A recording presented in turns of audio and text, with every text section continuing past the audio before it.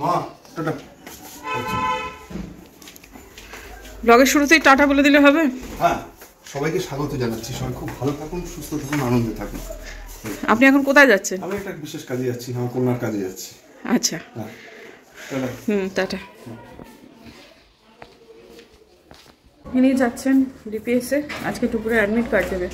অসংখ্য জিজ্ঞাসা রয়েছে আমাদের, যেহেতু টুকুরকে মানে আমরা নিজেরা পৌঁছে দেবো নাকি বাসে যাব, বাসে ছেড়ে দেবো, সেটাই আসলে অনেক রকমের ব্যাপার আসলে মানে চিন্তাভাবনার মধ্যে রয়েছে।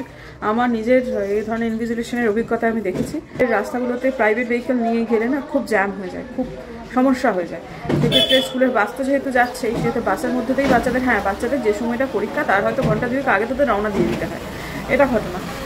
কিন্তু ঠিক পরীক্ষার 1 ঘন্টা আগে যাবে জন্য প্রাইভেট ভেহিকেল নিয়ে যাওয়াটা না খুব একটা ভালো সিদ্ধান্ত হয় না সাধারণত। কিন্তু স্কুল কি বলছে তার উপরে নির্ভর করছে আসলে। তাছাড়াও অনেক রকমের জিজ্ঞাসা রয়েছে। তো আজকে মূলত ওর অ্যাডমিট কার্ডটা দেবে, সেই জন্যই যাচ্ছে ও স্কুলে টুকুন। নমস্কার বন্ধুরা, আমার নতুন ব্লগে আপনাদের সবাইকে স্বাগত জানাই। আশা করছি সবাই ভালো আছেন যে যেখানে আছেন। আমার কালকের দিনটা যেমন কেটেছে, কিন্তু আজকের দিনটা আমি এখনও ঠিক আছি, ভালোই আছি। এখনও পর্যন্ত কোনো সমস্যা কালকের নেই। একটু এই জায়গাটা মাথাটা ভুরুটা যন্ত্রণা করছে, কিন্তু সেটা আমার মনে হচ্ছে সময়ের সঙ্গে সঙ্গে ঠিক হয়ে যাবে। মাইগ্রেন নয়, এটা অন্য কোনো থেকে বোধহয় কিছু একটা হয়েছে, ওই ইনডাইজেশন টাইপের কিছু একটা মনে হচ্ছে আমার। তো যাই হোক, আর আজকে আমাদের অনেকগুলো কাজ। কালকে সরস্বতী পুজোর জন্য বাজার করতে হবে, সেটা যেমন একটা কাজ। তাছাড়াও মুম্বাদার এক বন্ধুর বাবা মারা গেছে, পাপা যেদিন বৌভাত হয়েছিল সেদিনকে, তাদের বাড়িতে আজকে আমরা একটু যাবো ভবিষ্যতে, সেটাও একটা ব্যাপার। তাদের বাড়ি হচ্ছে প্রধাননগরে। মুম্বাদ আগে ফেরত আসুক, তারপরে আমরা বেরোবো। তো সেই জন্য ভবিষ্যৎ জিনিসপত্র সব কিনতে হবে। মিনামাসি এইমাত্র ঢুকলো, মিনামাসিকে জিনিসপত্র বুঝিয়ে দিয়ে আমি ভবিষ্যৎ জিনিসগুলো কিনে আনি, তারপর স্নান করে বেরোবো। তারপর সরস্বতী পুজোর বাজারটা আমি মুম্বাদা একসাথে করবো, এই হচ্ছে আমাদের প্ল্যান। তো সরস্বতী পুজোর বাজারটা আমাদের বিকেল হয়ে যাবে করতে। পুরোহিতের সাথে কথা হয়েছে, তিনি কালকে 11টায় আসবে বলেছেন, দেখা যাক। শুধু যে টুকুরকে আমরা জামা কাপড় কিনে দিই তাই নয়, কিন্তু টুকুরও আমাদেরকে কিনে দেয়। তখন কত ছোট ছিল এটা, তখন কোন ক্লাস, কোভিডের আগে বেশ, তখন 5 টাইপে পরে।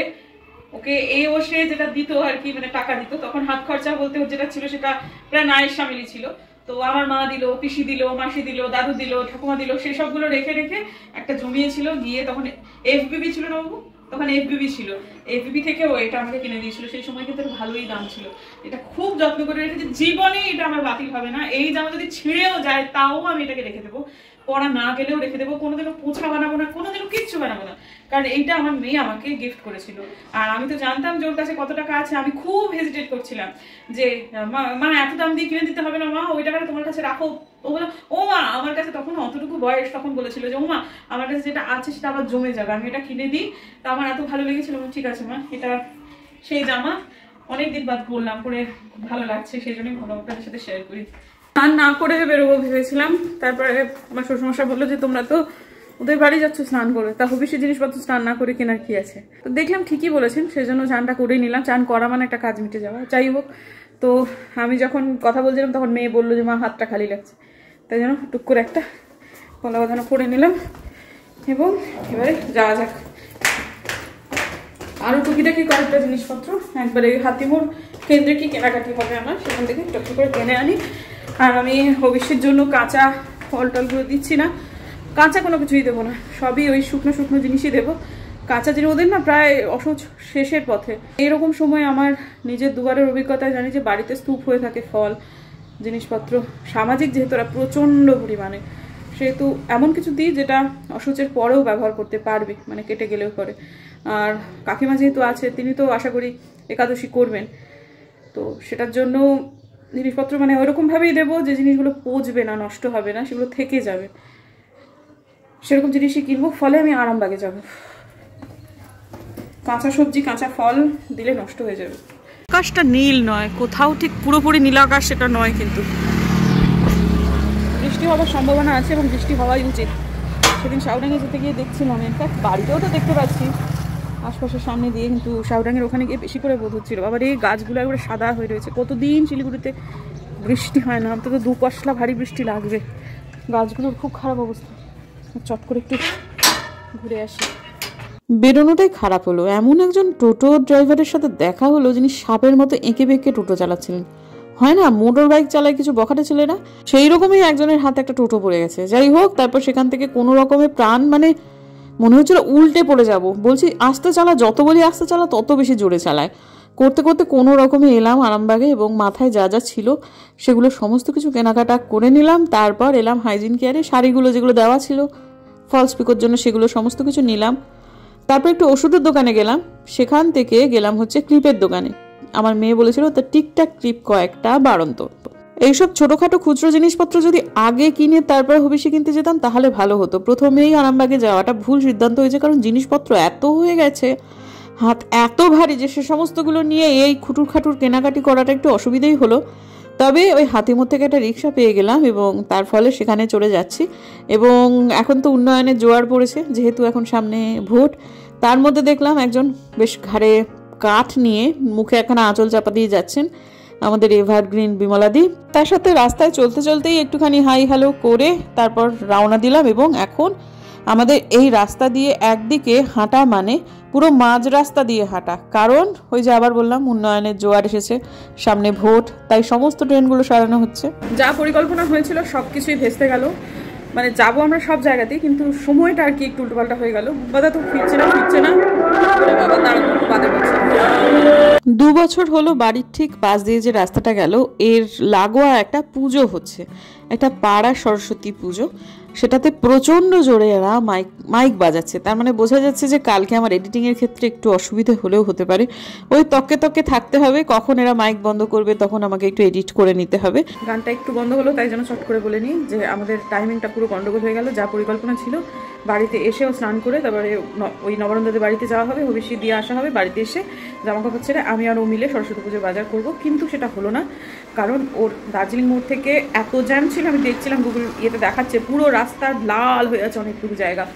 এত জ্যাম ছিল যে বাড়িতে ঢুকতে 2টোর বেশি বেজে গেল। তারপরে খুব কাহিল হয়ে পড়েছিল। তা এসে এমনিতে ক্লান্ত ছিল, কয়েকদিন হলো নাগারেও দিনে রাতে মিলিয়ে ও 3-3.5 ঘন্টার বেশি ঘুমোচ্ছিল না। তো যাই হোক, সেসব নিয়ে খুব ক্লান্ত বলছে, আমি একটু না শুলে আমি পারবোই না। তো যাই হোক, খাওয়া দাওয়ার পরে তারপর এখন আমি যাচ্ছি সরস্বতী পুজোর দশকর্ম এবং ফলটুকু বাজার করে আনতে। একবারেই পুরো ব্যাগটা নিয়ে যাচ্ছি, যেটুকু পারি করে আনবো। শুধু মূর্তিটা আমি আর তোমরা মিলে কিনবো। এবার আমাদের খুব টাইট বাজেটের পুজো, আমরা খুব অল্প বাজেটের মধ্যে এবার পুজোটা করছি, কিন্তু করছি। দুপুরে পরীক্ষা, সেসব অনেক ব্যাপার, খুব জগজম্প করতে পারবো না, চাইছিও না। আর পরের বার দেখা যাক, ভালো করে করার ইচ্ছা আছে। আর এইবারেতে পুরোহিত মশাই 11টার সময় আসবেন বলেছেন। ভাবিভঙ্গিতে যেটা বোঝা গেছে যে উনি যদি 11টার মধ্যে এসে দেখেন যে আমাদের জিনিসপত্র গোছানো হয়নি, তাহলে উনি চলে যাবেন, আর আসবেন কিনা সন্দেহ। সেই জন্য যা হোক তা হোক আমাকে গুছিয়ে রাখতেই হবে। চলুন। হ্যাঁ আলপনাদি বলো। আমি সব এক জায়গায় রেখে দিচ্ছি, দেখো। ঠিক আছে, ভালো কথা। আমাদের আলপনাদি রেডি পুজোর জন্য, কিন্তু আমি একটু রেডি না। আমার কিচ্ছু বাজার কিচ্ছু কেনা হয়নি।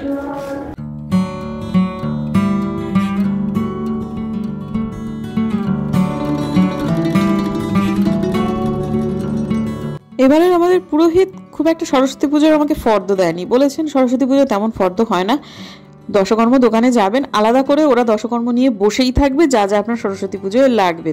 তো প্রথমেই একটু তুলে নিলাম পলাশ ফুল। তো উনি বলে দিয়েছিলেন কয়েকটা জিনিস লাগবে, পলাশ ফুল লাগবে, খাগের কলম, দোয়াত, এগুলো তো সেগুলো আমরা সমস্ত জানি। আর বলেছিলেন আবির লাগবে, আবির ছাড়া সরস্বতী পুজো হয় না। তো মাথায় ছিল যা যা সমস্ত নিয়ে নিলাম, সাথে এক্সট্রা নিলাম হচ্ছে একটা টুল। বাড়িতে এক্সট্রা পুজো করবার জন্য টুলের অভাব আছে। মাঝখানে প্লাস্টিকের একটা মোড়ায় বসিয়ে আমি পুজো করছিলাম, আপনারা অনেকেই বারণ করেছিলেন। তো তারপরে যেটা হতো যে যেখানে আমার ঠাকুর ঘরে দেখবেন বাবা লোকনাথকে বসানো রয়েছে, সেই লোকনাথের ওখানে যে টুলটা সেটাকেই নিয়ে পুজো টুজো করা হতো। মাঝখানে পাপার বিয়েতে সত্যনারায়ণ পুজোর জন্য ওই টুলটাই নেওয়া হয়েছিল। কতজনে বাবা লোকনাথকে সিংহাসন করে দেন, মন্দির তৈরি করে দেন, আর আমার বাড়িতে ওই একটা টুল, তাতেও মাঝে মাঝে বাবাকে ঠাই নাড়া হতে হয়। তাই জন্য বললাম না বাবা, এবার এই টুলটা একদম পার্মানেন্ট তোমার জন্য। আর যে লোকনাথ বাবা ওই যে টুল থেকে প্রায় ঠাই নাড়া হন, সেই টুলটা নিয়েই এবার থেকে পুজো হবে।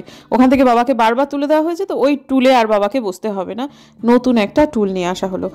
আবার প্ল্যানের বদল হলো। আমার প্রতিদেবতার হঠাৎ করে একটা কাজ চলে এলো, সে যেতে পারবে না মূর্তি কিনতে, আমি যাই গিয়ে মূর্তিটা কিনে আনি। কারণ এ বলছে অনেকক্ষণ থেকে আমাকে ঝোলাচ্ছে, বলছে আর 10 মিনিটের কাজ, আর 10 মিনিটের কাজ করতে করতে অনেকগুলো 10 মিনিট পেরিয়ে যাওয়াতে আমি দেখছি এর ভরসা করলে চলবে না। এরপরে হবিষ্যিদিতে কখন একটা মানুষের বাড়ি যাব বলুন তো? আর সে তো এখানে এপাড়াও পাড়া না, অনেকটা দূর আমাদের বাড়ি থেকে প্রধাননগর। তাই জন্য আমি বললাম যে দরকার নেই, যদিও হসপিটাল মোড়ের ওই দিকটায় ঠিক ঠিক করছে সরস্বতী পুজো নিয়ে মানুষজন, কিন্তু ওখানে আর যেতে হবে না আমাকে।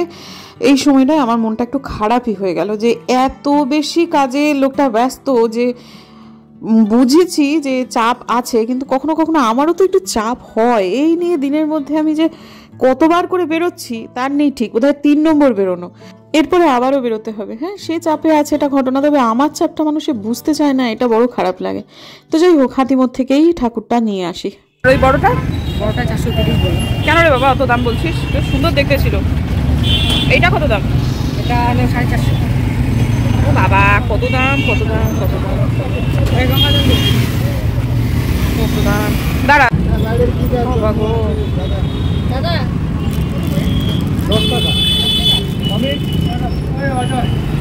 মায়ের প্রত্যেকটা মূর্তি আমার পছন্দ হচ্ছিল, জানেন তো, শুধু দামে পোষাচ্ছিল না, অনেক বেশি দাম চাইছে এই জায়গাটাতে। হবে হাতিমোড়ে এই সমস্ত দোকানগুলোতে দাম একটু বেশি হবে, যেখানে অনেক ঠাকুর নিয়ে শুধু ঠাকুরই বিক্রি করছে সেই জায়গাতে একটু কম হবে। কিন্তু এই মাটাকে আমার এত ভালো লাগলো, মনে হলো যে ইনি আমার বাড়িতে যাওয়ার জন্যই বসে আছেন।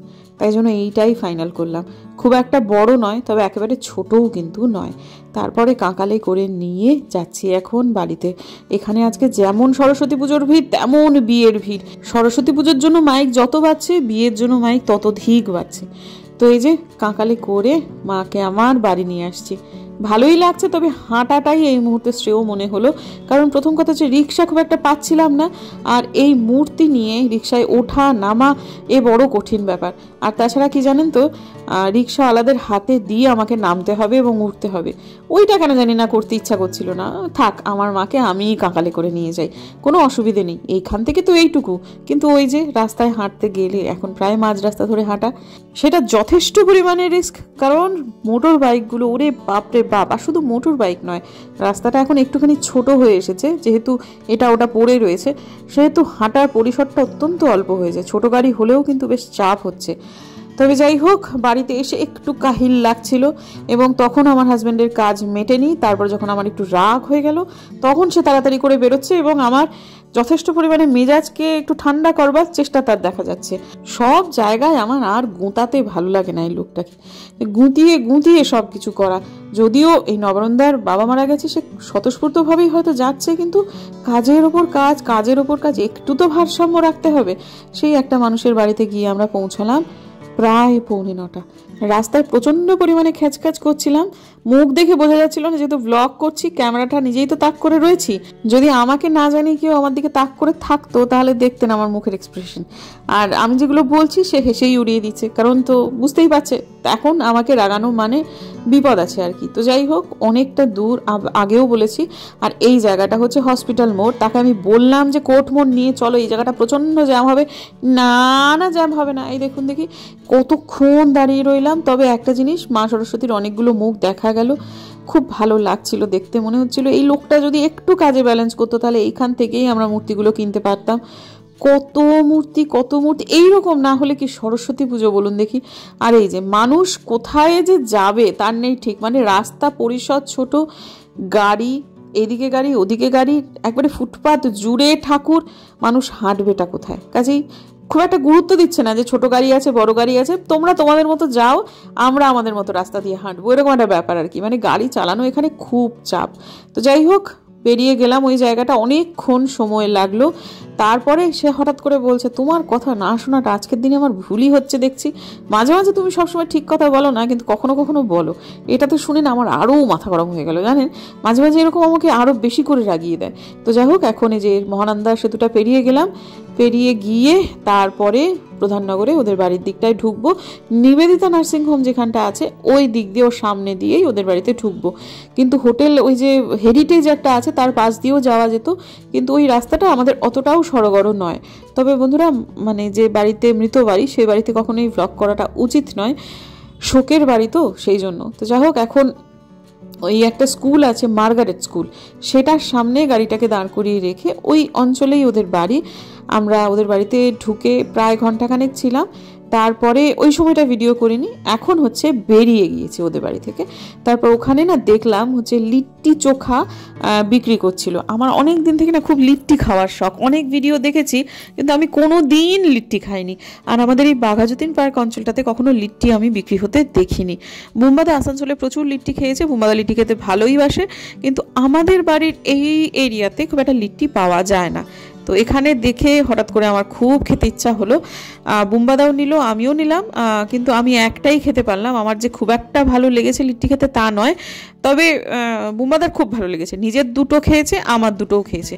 1 প্লেট 30 টাকা, যদি ঘি দিয়ে ভাজা হয় তাহলে 2টো, আর ঘি দিয়ে না ভাজা হলে 3টে করে লিট্টি ওরা দিচ্ছে। তো আমরা ঘি দিয়ে ভাজা নিয়েছিলাম, তাই জন্য 2টো, একটা খেয়েছি আর একটা বুম্বাদাকে আমি দিয়ে দিয়েছি। খুব যে একটা খারাপ লেগেছে এটা বলা ভুল, তবে খুব একটা ভালোও লাগেনি। বুম্বাদা যেরকমভাবে গোগ্রাসে খাচ্ছিল ওকে দেখে মনে হলো আমার ভাগেরটা দেওয়া যেতেই পারে। তবে আর একদিন একটু ট্রাই করব, দেখি কেমন লাগে। হয়তো এমন হতেই পারে একদিন ভালো অতটাও না লাগেনি, কিন্তু পরে একদিন ভালো লেগে গেল। কারা কারা লিট্টি চোখা খেতে ভালোবাসেন একটু কমেন্ট করে জানাবেন। আমার অনেক তাড়াতাড়ি শোয়ার কথা, কারণ কালকে সকালবেলায় উঠে পুজোর কাজকর্ম সব করতে হবে, কিন্তু আজকেই আমার অনেকটা দেরি হয়ে গেল শুতে। তো যাই হোক, রান্নাঘর ভেবেছিলাম না যে করতে পারবো, কিন্তু এসে আবার রান্না করলাম। আস্তে আস্তে একটু 10:30 বেজে গেল ওদের বাড়ি থেকে। তারপরে এসে দেখছি টুকুর আমার কিচ্ছু খায়নি। আলপনাদি গেছে একটু তাড়াতাড়ি, মানে 8:45 মধ্যে বেরিয়ে গেছে। তো কি খাবো, এটা খাবো না ওটা খাবো। তার বুম্বাদা বলে তুই একটু ওই গোবিন্দভোগ চালের একটু বসে সেদ্ধ হাতি বসিয়ে দাও। তো সেটা যা হোক, সেও খেলো, তার বাবাও খেলো, মানে আমার বড় খেলো, আমার মেয়েও খেলো। আর আমরা যখন এলাম তখন আমার শ্বশুরমশাই এক ঘুম হয়ে গেছে। কখন সে শুয়ে পড়েছে, 9:15 মধ্যে তারা শুয়ে পড়েছে, জানতে পারলাম দুপুরে গেছে। তো যাই হোক, তারপরে কাজকর্ম গোটালাম। সে এখন আমার প্রচণ্ড ঘুম পেয়েছে, এখন প্রায় 12টার বেশি বাজে।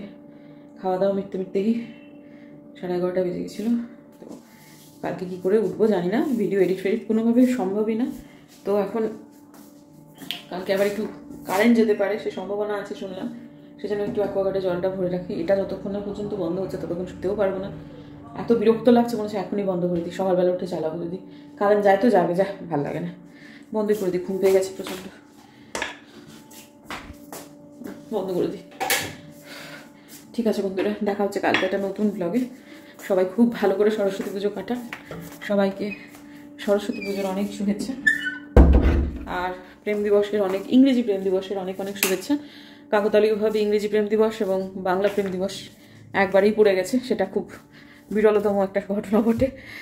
ঠিক আছে, পড়েছে যখন, উভয় পাক্ষিক প্রেম দিবস বাংলা ইংরেজি মিলিয়ে দারুণ কাটুক আপনাদের, এবং সরস্বতী পুজোও খুব ভালো কাটুক।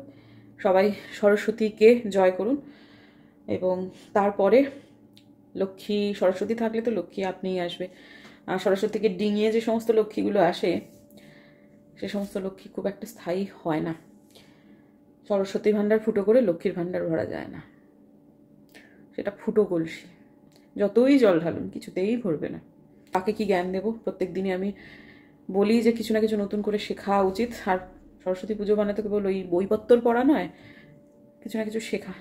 প্রত্যেক দিন অভিজ্ঞতার মাধ্যমে আমরা কিছু শিখছি, অনেক কিছুই শেখা, জীবনকে উন্নত করা, সেটাই হচ্ছে বাগদেবীর আরাধনার মূল লক্ষণ। তো ঠিক আছে, বাগদেবী সবার ওই একটা মানে অঙ্ক করতে হবে, নইলে বাগদেবী আরাধনা সফল হবে না, ওটা একদম জাস্ট একটা বাজে কথা। প্রত্যেক দিন শেখা, সেটাই জরুরি। এবং ঠিক আছে, দেখা হচ্ছে কালকে একটা নতুন ব্লগে। যদি আমার ভিডিও ভালো লাগে তাহলে প্লিজ সাবস্ক্রাইব করবেন, পাশে নোটিফিকেশন বেলটা অন করবেন, যাতে ভিডিও দিলেই নোটিফিকেশন চলে যায় আপনাদের কাছে। দেখা হচ্ছে আগামীকাল, ততক্ষণ।